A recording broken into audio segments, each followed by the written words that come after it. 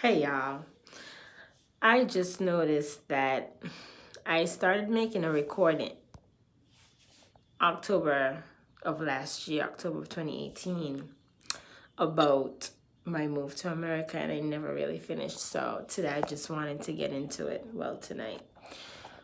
So I moved out here July of 2016. I moved with my daughter. She was about 2.5. She would have been 3. But more like she was just like 1 making 2. That I would say she was around that age range. Um, the day of my flight, I reached out to my dad to ask him, if he had basically had accommodations for us because him and I were communicating back and forth, and he never really quite told me where I would be staying and stuff. So, on the day of my trip, he told me, Ash, I'm still in the rehab, and I really don't have a place for you to stay. Shocking, right? So good thing for me, I had became pretty cool with one of his close friends, and I reached out to her for accommodations. It was very tough for me to do because I'm not one to depend on people, but I had to do what I had to do. I asked her for a place to stay, and she told me I could stay.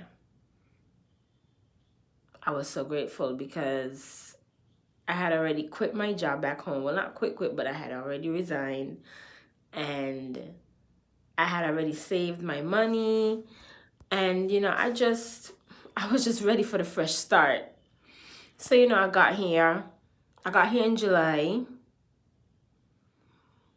I got a job like August 27th, and the job was not it wasn't anything that I was used to. Like, I came from working in an office, and I ended up working for Walmart, making minimum wage, $9 per hour to start. That was crushing, but I had to do what I had to do. I took the job, and I made do. Apart from getting that job, I had signed up for welfare because I had to feed my child. And I didn't like really staying in the house that I was in, knowing that I wasn't contributing in some shape or form. So getting the food stamps was really helpful. Getting the food stamps was really helpful. I'm sorry about that. My daughter just kind of came crashing in. So, okay, Zora, go sit down.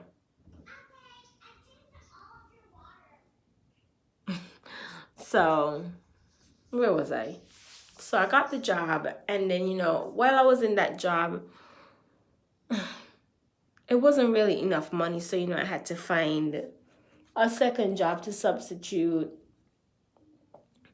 I was going to school at the time online. I was living in a house which was very crazy. It became overcrowded after a while, and it just became too much. Like, I had lots of struggles and lots of discomforts living in a home with people that I wasn't used to, and people that weren't used to the way I am and like my culture, and it was just a whole different ball game out here.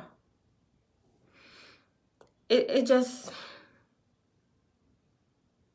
it was something else. With that being said,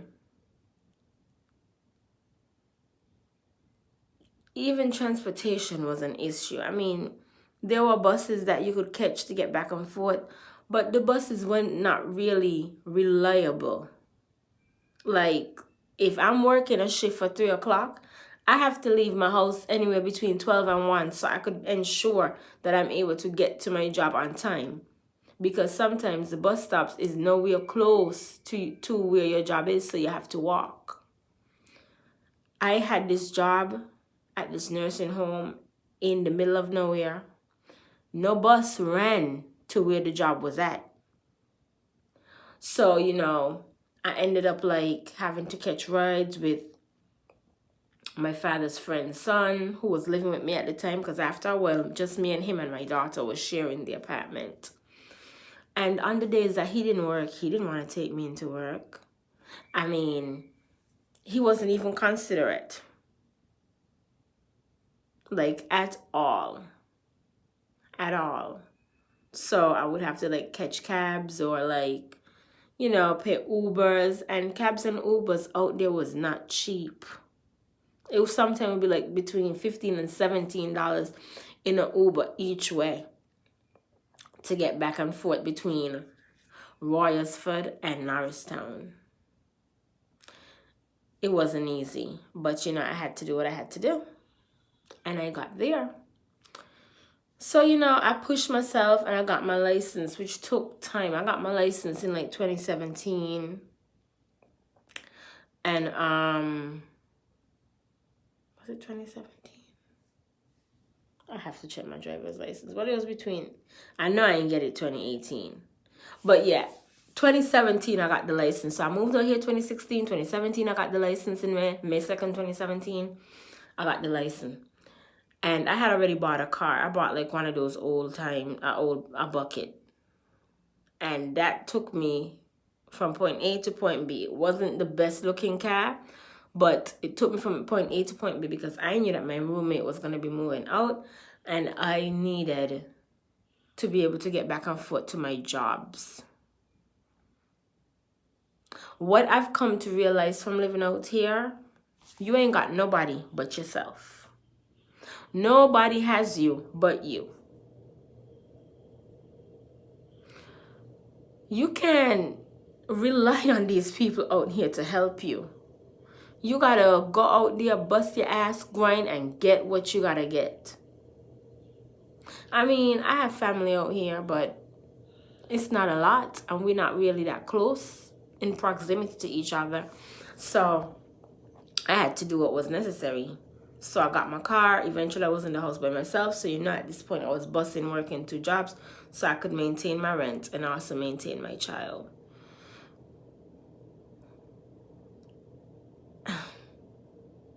I got caught up with all sorts of different people. It's important that when you're out here, you don't get distracted. Like you set your goals and you go for your goals. You don't allow anyone or anything to get in your way. If you're out here by yourself, you say, I'm going to do this, and you stick to it. Don't let anybody get in your way. Don't try to help anybody along the way either, unless they're genuinely helping you and y'all have that agreement that this is how y'all do things. Because if I have to sit here on this and talk about all the experiences that I had, I could go on and on, but I'm not going to do that tonight. So for some tips for a lot of you that planning to migrate, that have their citizenship, that grew up in the Caribbean, or you ain't even got to grow up in the Caribbean, wherever you might be living right now, but you're originally from the US, I suggest you save as much money as you can. You want to be able to save 6 months worth of money to take care of you in case jobs come your way that you really ain't interested in, like Walmart and them stuff. I mean, right now they're paying like $11 and $12 an hour to start. So it's better now. But back then, when I moved, that $9 an hour was not cutting it. So save 6 months of money to survive off of. If you're able to get your own apartment and a job prior to coming, that's even better. Because that way, you don't have to worry about laying up in nobody's house, not paying the rent, the people looking at you funny, or having to get on welfare so you can provide for the family. You don't have to worry about stuff like that because you already have your apartment and your job. So all of that is like this. In a place like Pennsylvania, for me, coming from a Caribbean island, it was really hard for me to find a place and have it furnished and all of that before I came. So it took steps. So I just gave 3 tips. So another tip would be to just stay focused. Stay focused. Don't let anybody or anything distract you from what it is you came out here to do. If you came out here to make a better life for yourself and to grind, you do that. Don't let anybody get in your way. Like, at all.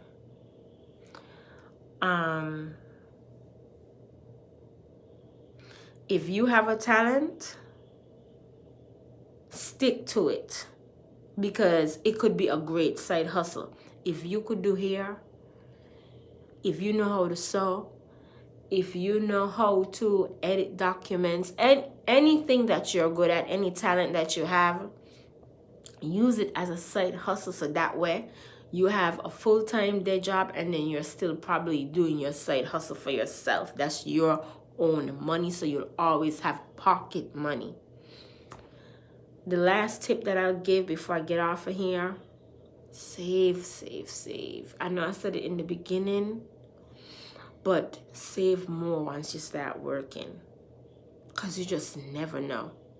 And also, invest in credit. Learn about credit. Credit cards is not the way to good credit. Because when I came out here, I had no credit.